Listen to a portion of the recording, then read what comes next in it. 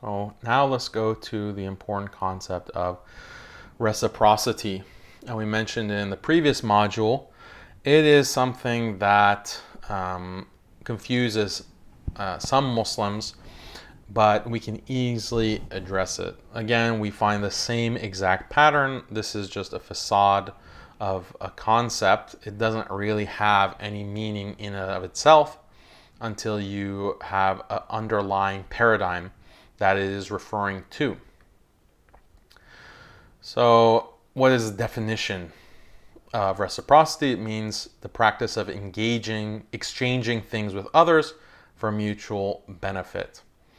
The idea is you scratch my back, I scratch yours. So Islamic schools, mosques, and da'wah in general are permitted in Western countries, but the Sharia does not allow analogous Christian or Jewish activities or other religions with Hinduism. There's not a permissibility for their da'wah, and they're also limited in building their temples or churches, as we saw also with the Aqd of Omar. But in general, the Sharia does not permit some of these activities, whereas secular countries do permit the building of Islamic schools, masajid, and proselytization, da'wah, calling to Islam in general. So this seems unfair. This seems to violate reciprocity. Muslims are getting our back scratched, but we are not scratching the backs of these Christians and these other religious group. So where is the equality? Where is the justice? Where is the fairness? Where is the reciprocity? Where is the golden rule? Treat others as you want to be treated. So this is a big violation of all of these liberal norms and concepts. So how do we address it? So let's go back to our definition of equality. Treat similar cases similarly, treat different cases differently. Okay, so the Sharia is treating these other religions differently than how it's treating Muslims, how it's treating Islam and masajid versus synagogues and Christianity, Judaism, etc. It's treating them differently. Okay, so where is the mutual benefit? Right? When we talk about you scratch my back, I scratch yours, Muslims are establishing masajid in the West, Islamic schools, doing da'wah. We're calling to salvation. We're calling to pleasing Allah, pleasing your Lord. We're calling to the best way of life. This is what we are offering in these masajid and Islamic schools and the da'wah in the West, in these secular countries. But what are Christians going to be offering in Muslim countries? They are just offering misguidance. These other religions are inviting to shirk. These other religions are inviting to the hellfire. So there's no mutual benefit there. It's like you scratch my back, or I scratch your back, you send me to hell. How is that mutually beneficial? There's no mutual benefit entailed by that at all. So why should we treat the two cases similarly? They're completely different. One is the truth, the other is falsehood. One is guidance, the other is misguidance. One is the pleasure of your Lord and your Creator, the other is angering and violating the commandments of your Lord. They two couldn't be any more dissimilar. So they should be treated dissimilarly. They should be treated differently. And that's not a violation of equality, and it's not a violation of reciprocity either. So imagine, okay, this kind of argument. Schools should graduate failing students just like they graduate passing students. Otherwise, this is a violation of equality, and it's a discrimination against the failing students. Why can't we make that argument?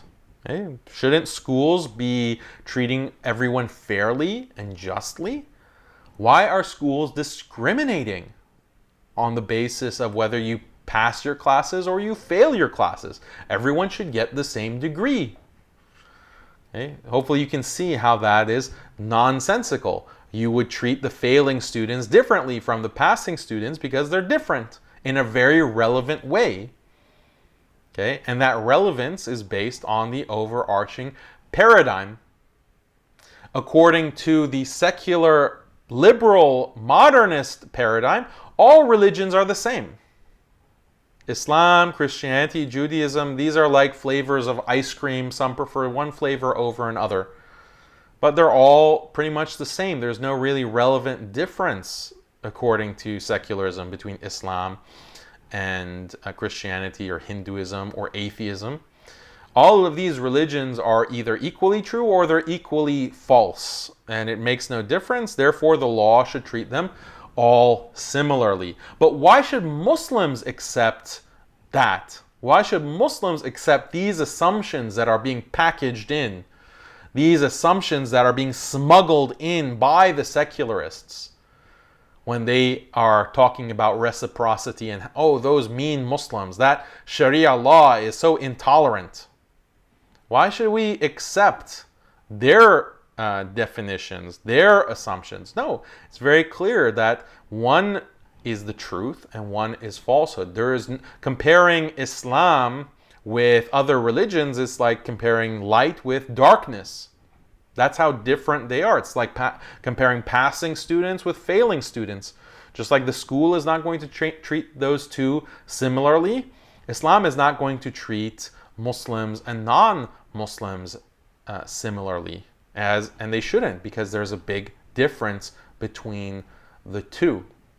And if you're interested in this type of argument, again, go to Peter Weston, The Empty Idea of Equality, and then there's other books and articles that I will reference within the resources in this course that if you are interested, you can go back and read non-Muslims who are pointing out these ideas in bits and pieces in different places in the same exact way. They're pointing out how these concepts are empty and they're vacuous, and they're smuggling in these Western values and pretending like this is just a rational, common sense system of law, the secular law that is imposed on all. It's imposed because it's more rationally consistent. It's more rationally coherent. We have these values of equality, reciprocity, and fairness, and this idea of harm. Everyone agrees on that. So our laws are based on these universal concepts that everyone agrees with. Okay? So this is the trick. This is the great lie. It's a facade.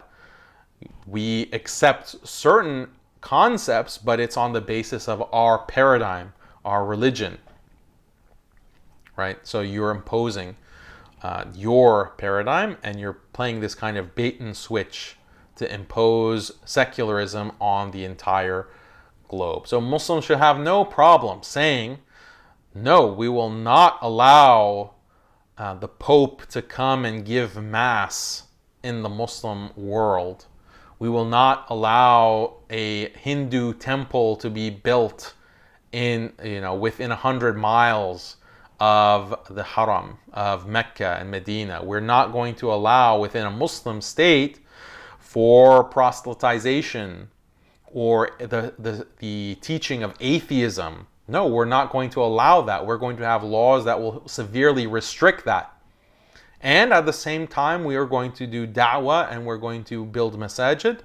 Wherever the law permits in the secular world, we're going to do that as well. And these two things are not logically inconsistent, and they're not morally inconsistent. It's not a double standard. We have a very consistent standard. We are constantly trying to promote the truth. We're constantly trying to promote salvation for all humanity. And so everything that we do is very consistent. What is inconsistent and incoherent are these secular standards that are presented as if they are unimpeachable. So these are the types of arguments and the kinds of statements that we can make, inshallah.